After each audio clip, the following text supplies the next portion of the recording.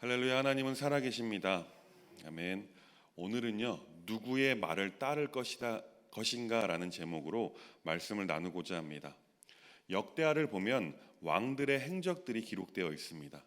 그 왕들의 그 사건들을 기록하고 어떤 왕은 선한 왕이다, 어떤 왕은 악한 왕이다라고 평가되어 있는 것을 보게 됩니다. 오늘 본문까지의 왕들의 행적 중에 성전을 개혁한 왕들을 보면 아사 왕과 그의 아들 여호사밧 왕, 그리고 요아스 왕을 꼽을 수 있습니다. 이 세 명의 평가를 살펴보면 세 명 모두 다 엄청나게 성전을 개혁을 감행해왔지만 조금씩 부족한 모습을 보입니다. 그래서 완전하게 좋게는 평가받지 못하는 것을 볼 수 있습니다. 인간적으로 생각할 때 그래도 다른 악한 왕들보다는 괜찮지 않냐라는 생각을 할 수 있습니다. 그런데 하나님 보시기에는 이들 역시 하나님의 뜻에는 멀어져 있는 왕들이라고 볼 수 있습니다. 이스라엘 왕들의 모습을 보면 그들 옆에 누가 있느냐에 따라서 그 왕의 행적이 선하기도 악하기도 하는 모습을 보게 됩니다. 역대하 24장 2절 말씀을 보겠습니다. 제사장 여호야다가 세상에 사는 모든 날에 요아스가 여호와 보시기에 정직하게 행하였으며. 아멘. 오늘 본문은요, 성전 개혁을 멋지게 감행하다 훗날에 변절되는 요아스 왕의 모습을 보게 됩니다. 그 변절의 계기가 있었는데 그것은 바로 제사장 여호야다의 죽음이었습니다.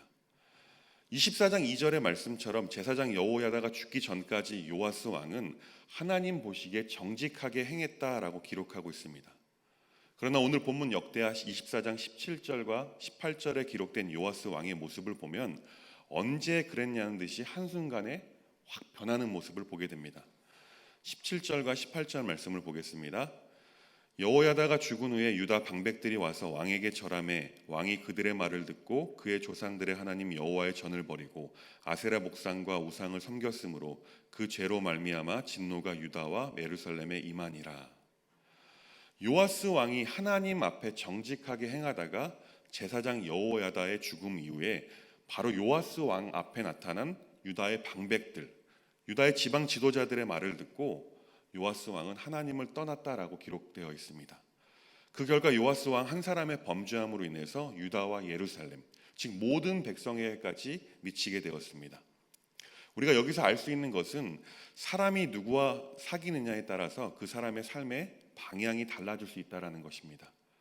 제사장 여호야다와 친밀하게 지낼 때에는 하나님을 떠나지 않았던 요아스 왕이 이제 지방 관리들, 방백들과 만나게 되자 하나님을 떠나 아세라 목상을 섬기는, 우상을 섬기는 범죄를 저지르게 됩니다.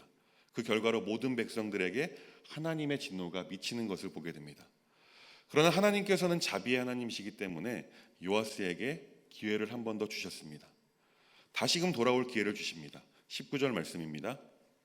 그러나 여호와께서 그들에게 선지자를 보내사 다시 여호와에게로 돌아오게 하려 하심에 선지자들이 그들에게 경고하였으나 듣지 아니하니라.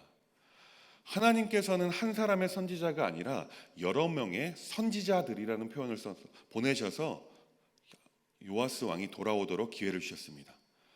그런데 말씀을 보면 그들은 듣지 않았다라고 기록하고 있습니다.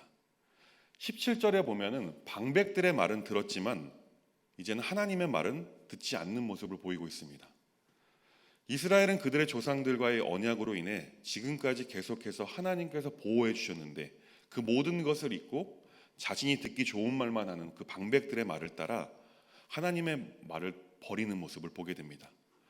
그럼에도 하나님께서는 포기하지 않으시고 요아스 왕이 말을 들을 만한 사람들을 들어 사용하십니다. 바로 여호야다의 아들 스가랴 선지자를 그들에게 보내십니다. 19절 말씀을 보겠습니다.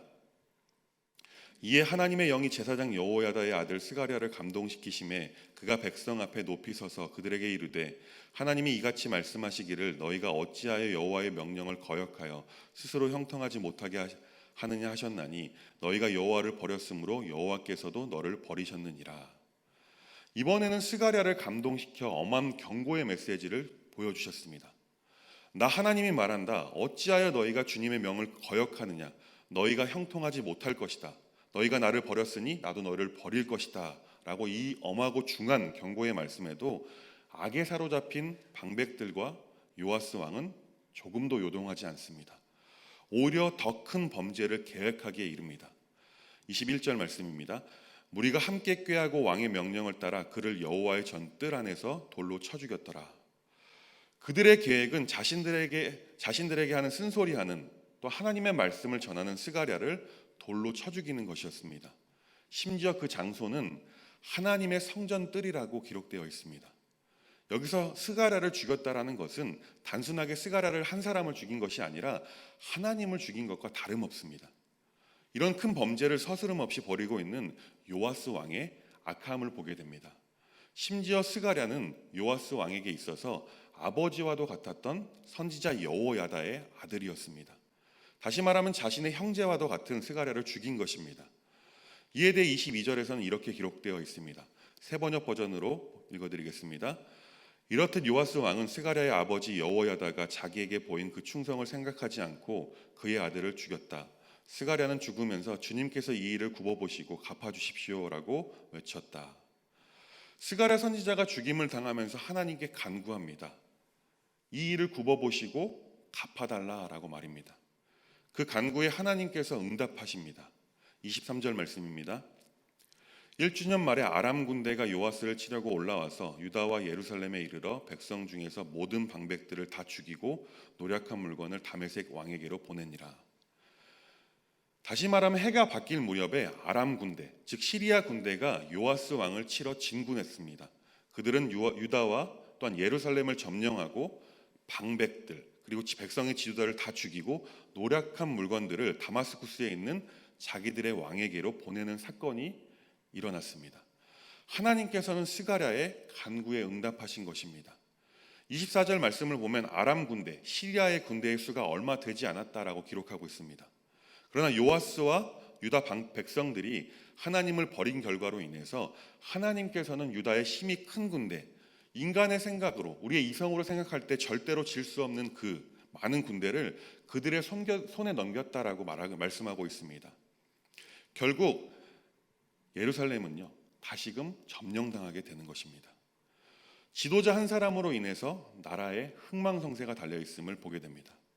최고 지도자인 왕이 하나님을 버리자 자연스럽게 유다 백성들도 하나님을 버리게 됩니다. 그 결과 그들은 모두 방금 읽은 것처럼 시리아에 의해서 정복을 당하게 됩니다. 나라는 망하게 되고 요아스 왕은 그 전쟁으로 인해 크게 부상을 당합니다. 심지어 거기서 끝나는 것이 아니라 요아스의 신복에게 배신을 당하게 되어서 요아스가 잠이 들어 있을 때 죽임을 당하게 됩니다. 하나님을 배반한 결과로 자신도 자신들의 신복들, 신하들에게 배신을 당한 것입니다.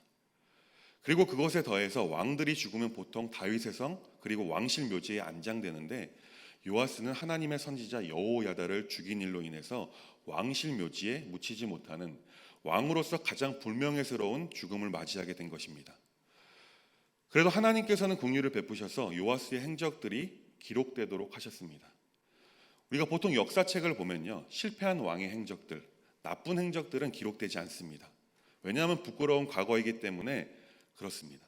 그러나 이스라엘의 역사를 보면 부끄러운 과거도 기록되는 것을 보게 됩니다. 27절 말씀은 새 번역 버전으로 제가 읽어드리겠습니다. 요아스의 아들들의 이야기와 요아스가 중대한 경책을 받은 것과 하나님의 성전을 보수한 사적은 모두 열왕기 주석에 기록되었다. 그의 아들 아미샤가 그의 뒤를 이어 왕이 되었다. 이 말씀을 개인적으로는요, 이스라엘에게 있어서 진정한 왕은 하나님 한 분이시기 때문에 인간들의 왕, 그들의 행적에 대해서 악하든 선하든 상관없이 다 기록한 것은 아닐까라는 생각을 해보게 되었습니다. 오늘 본문을 보면서 우리에게 주시는 교훈이 무엇이 있을까라는 질문을 해보게 되었습니다. 질문을 하고 묵상을 하는데 주시는 마음은 우리가 지금 누구의 말을 듣고 있느냐, 듣고 살고 있느냐라는 질문이 생각나게 되었습니다. 오늘 본문을 시작하는 17절 말씀을 보면 요아스의 정신적인 지주와도 같았던 선지자 여호야다가 죽고 간신 같은 백성들의 방백들, 지도자들의 무난 인사에 요아스의 왕의 마음이 쏠렸던 것 같습니다. 그래서 그들의 말을 듣기 시작한 후에 하나님을 떠났다고 본문은 기록하고 있습니다. 27절 말씀을 세 번역으로 보면 이렇게 기록되어 있습니다. 여호야다 제사장이 죽으니 유다 지도자들이 왕을 부추겨서 자기들의 말을 듣도록 하였다 라고 기록되어 있습니다. 우리도 우리의 삶을 살다가 보면 분명 하나님의 뜻이 무엇인지 알 때가 있습니다. 그런데 주변의 말을 귀 기울이다가 하나님의 뜻을 놓치는 경우가 종종 있습니다. 분명 하나님께서는 저쪽으로 가시라고 하는데 사람들의 부추기는 말에 의해서 하나님께서 가시라고 하는 반대 방향으로 가는 모습들을 종종 보게 되고 겪게 됩니다. 이처럼 우리가 이 세상을 살면서 무엇에 마음을 쏟고 있는지, 무엇에 귀 기울이며 살고 있는지 그것에 따라서 우리의 인생의 결과가 달라질 수 있다는 것입니다. 사랑하는 교우 여러분, 지금은 혹시 요아스 왕처럼 다른 길로 가고 계시진 않습니까? 만약 그렇다면 하나님께서 다시금 새롭게 기회를 주실 때 돌아오셔야 합니다. 하나님의 권면이 경고가 되고 징계가 되기 전에 우리는 여호와 하나님께로 마음을 돌려야 될 줄 믿습니다. 또한 우리 주변에 요아스와 같이 다른 길로 가고 있는 분들이 계십니까? 만약 그렇다면 요아스에게 여호야다 같은 사람이 바로 내가 되었으면 좋겠습니다. 그러기 위해서는요, 우리가 먼저 하나님께 붙들려 있어야 합니다. 처음에 말씀드린 역대하 24장 2절 말씀은 그 말씀의 역사가 우리 삶 가운데 일어나길 간절히 소망합니다. 역대하 24장 2절 말씀을 함께 보겠습니다. 함께 읽습니다. 제사장 여호야다가 세상에 사는 모든 날에 요아스가 여호와 보시기에 정직하게 행하였으며. 아멘. 우리 법한의 예수 가족 모두는요, 서로에게 여호야다 같은 사람이 되어서 하나님 보시기에 정직하게 행하는 삶을 살아가고 살아내도록 격려하는 우리 모두가 되었으면 좋겠습니다. 마지막으로 질문 드리고 말씀을 마무리하려고 합니다. 사랑하는 교우 여러분, 사람의 말을 따르시겠습니까? 아니면 하나님의 말씀을 따라 살아가시겠습니까? 선택은 우리 개인이 하는 것입니다. 바라기는요, 우리 모두는 하나님의 말씀을 따라 살아갈 수 있길 간절히 소망합니다. 하나님의 말씀을 따라 사는 것이 바로 믿음의 삶임을 꼭 기억하시기 바랍니다. 기도하겠습니다. 은혜가 풍성하신 하나님, 우리는 날마다 고민을 합니다. 힘든 세상을 살면서 사람들의 사탕발림과 같은 말을, 또 하나님의 말씀을 두고 줄다리기를 할 때가 있습니다. 간절히 소망하는 것은 우리의 심령이, 우리의 중심이 하나님께 초점을 맞추고 하나님께 귀 기울이는 삶을 살아, 그래서 하나님의 뜻을 구하고 순종하는 삶을 살아내는 우리가 될 수 있도록 하나님이 인도하여 주옵소서. 예수님의 이름으로 기도합니다. 아멘.